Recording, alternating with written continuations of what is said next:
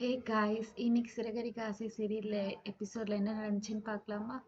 எடுத்தோடனே அருண் வந்து போலீஸ் கிட்ட வந்து பேசிட்டு இருப்பான். ஏசிபி லெட்டரும் கொடுப்பான். அவர் வந்து இதெல்லாம் ஓகே தான் சார், ஆனால் ஹாஸ்பிட்டல்ல வந்து உங்க ஒய்ஃப் மேல கம்ப்ளைண்ட் கொடுத்துருக்காங்க, ஸோ நான் விசாரிக்காமலாம் இருக்க முடியாதுன்னு சொல்லிட்டு சொல்றாங்க. மேனேஜரும் சொல்லுவாரு, சார் நீங்க சீதா மேல இதுவே தப்பே இல்லை நிரூபிச்சா கூட அவங்கள வந்து நாங்கள் வேலைக்கு சேர்த்துக்க மாட்டோம். 2 இயர்ஸ்க்கு வந்து பிளாக் லிஸ்ட் பண்றோம். அவங்களால எந்த கம்பெனிலையுமே ஒர்க் பண்ண முடியாது. அவங்க தான் அந்த பணத்தையும் திருப்ப குடுக்கணும்னு சொல்லிட்டு சொல்லிருவாங்க. இத கேட்ட உடனே அருண் வந்து சொல்லுவான், சார் இதெல்லாம் நியாயமே இல்ல. அவங்க யாரோ எடுத்துன்னு போனதுக்கு என் ஒய்ஃப ஏன் அக்யூஸ் பண்றீங்க? அவங்க என்ன தப்பு பண்ணாங்க? இந்நேரம் திருடினவன் பாதி காசு செலவு பண்ணிட்டு இருப்பான். அவன கடைசி வரைக்கும் கண்டுபிடிக்க போறதே இல்லன்னு சொல்லிட்டு சொல்லுவான். அப்ப முத்து வந்துட்டு அதெல்லாம் கண்டுபிடிச்சாச்சு சார் சொல்லிட்டு சொல்லுவான். உடனே எல்லாரும் ஷாக்கா பார்ப்பாங்க. பார்த்த உடனே முத்து சொல்லுவான், சார் திருடனை கண்டுபிடிச்சிட்டோம், காசை பிடிச்சிட்டேன், அவனை பிடிக்கிறதுக்குள்ள ஓடிட்டான் சார் சொல்லிட்டு. திருடினவனை ஏன் பிடிக்கலன்னு கேட்கும்போது, நானா சார் பண்ண முடியும், பிடிக்க போனா அதுக்குள்ள ஓடிட்டான்னு சொல்லுவாங்க. உடனே கான்ஸ்டபிள் சொல்றாரு, சார் தேடிட்டு தான் இருக்கு சார், இருக்கும், சீக்கிரமாவே கண்டுபிடிச்சிருவோம்னு சொல்லிட்டு சொல்லுவாங்க. உடனே மேனேஜருக்கு வந்து காசை பார்த்தோன்னே, ரொம்ப தேங்க்ஸ்ப்பா, நான் கூட தப்பா நினைச்சிட்டேன், சாரிம்மா சீதான்னு சொல்லிட்டு சாரி சொல்லுவாரு. முத்து வந்து, நீங்க சாரி சொல்லிட்டா சரியா போயிடுமா சார்? எல்லாமே எல்லா பழியும் தூக்கி எங்க பொண்ணு மேல போட்டுட்டு இப்ப சிம்பிளா சாரி சொல்றீங்க, நீங்க போட்டதெல்லாம் இல்லைன்னு ஆயிடுமா, நீங்க சொன்னதெல்லாம் இல்லைன்னு ஆயிடுமான்னு சொல்லிட்டு திட்டுவான். சாரி தம்பி, என்னை மன்னிச்சிருங்கன்னு சொல்லிட்டு, சீதா நீ திரும்பவும் இந்த வேலையிலேயே சேர்ந்துக்கலாமா, என்னை மன்னிச்சிருமான்னு சொல்லிட்டு திரும்பவும் சீதாவை வேலையிலேயே சேர்த்துப்பாங்க.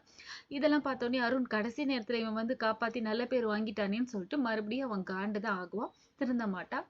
இங்க வந்து மனோஜ் வந்து ரோஹிணி கிட்ட, ரோஹிணி நான் ஒரு வீடியோ பார்த்தேன், அதுல சப்பாத்தி மாத்தி மாத்தி ஊட்டி விடுப்பாங்க, நாமளும் பண்ணலாமான்னு சொல்லிட்டு அவளை கம்பல் பண்ணி இழுத்துட்டு போயிட்டு மாத்தி மாத்தி ஊட்டி விடுவாங்க.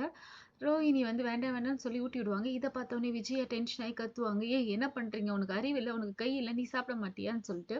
உடனே மனோஜ் வந்து, அம்மா ரோஹிணி தாம்மா ஏதோ வீடியோ பார்த்தேன்னு சொன்னோடனே ரோஹிணி வந்து, நான் பார்த்தேன், நீ தானே பார்த்தேன்னு சொல்லிட்டு கத்துவா. ஆமா ஆமா அம்மான்னு சொல்றேன்.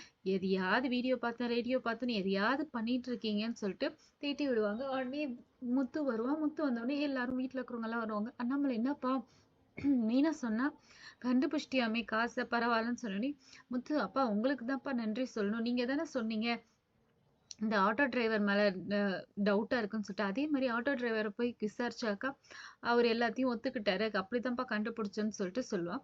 உடனே அண்ணாமலை சொல்லுவாங்க, ஆமாப்பா சம்மந்தமே இல்லாம ஒரு ஆட்டோ டிரைவர் எதுக்கு தேம்பி தேம்பி அழுவணும் யாரோ ஒரு பொண்ணுக்காகன்னு சொல்லிட்டு. விஜயா, ஓ அப்பா நிஜமாலுமே உன் தங்கச்சி எடுக்கலையானோடனே, மீனா என் தங்கச்சி எல்லாம் ஒரு காலமும் அந்த மாதிரி தப்பு பண்ண மாட்டான்னு சொல்லுவா. முத்து சாப்பிட்றதுக்காக வரும்போது பார்த்தா ஹாட் பாக்ஸ்ல ஒரு சப்பாத்தி கூட இருக்காது.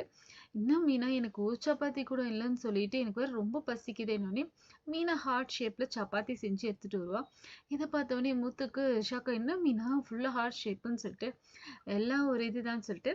இதை பார்த்தோன்னே ஸ்ருதிக்கு ரவி எல்லாம் வந்து, சூப்பரா இருக்கு, இது எங்க ரெஸ்டாரண்ட்ல இம்ப்ளிமெண்ட் பண்றோம், எப்படி செய்யணும்னு சொல்லி கொடுங்கன்னு சொல்லிட்டு ஸ்ருதி கேட்பா. சரின்னு சொல்லிட்டு சொன்னா.